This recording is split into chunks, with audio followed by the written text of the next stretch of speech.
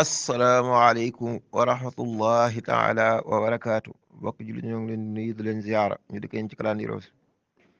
tey di dibeer fukki fan ak juróom-ñaar ci zul qaada mu di diggu tabaski di fukkeelu weer ak benn bokk ci ashurul xurumi atum junni ñeent téeméer ak ñeent fukk ak juróom ci gàddaay fukki fan ak juróom-ñaar bokk ci li muy fàtt yi bés la bu rafet bésub dibeer nag des na ci tere tere wattandiku lu demee ni tukki ci wattu ci ak dalaw ci dibeer yi tey ji dëppook ñaar fukki fan ak juróom benn ci weeru mai atum ñaari junni ñaar fukk ñeent ci atum jant bi man zanna xayra allahi yuxni aw yadur fa zaaka fi daarayni zu kaddin wa dur ñaanu bés bi de allahuma inni asaluka al muafata fi dunya wal axira suñu borom maa ngi lay ñaan ak jàmmal ci àdduna ak alaxira xadisu bés bi an ibni umar radiallahu taala anhuma anna annabiya sallallahu taala wa sallam qaal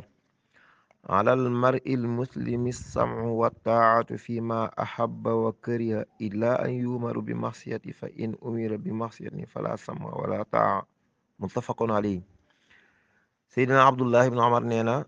yàlla na leen yàlla dolle gërëm ma boy juróom wa war na ci ceemus jullit bi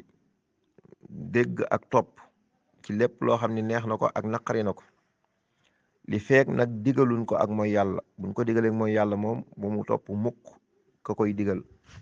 ndax deesul topp mbindeef ci ak mooy yàlla kon day dellu si ci xadisu dem bi rek wan ni jullit bi kilifa am da ko war a topp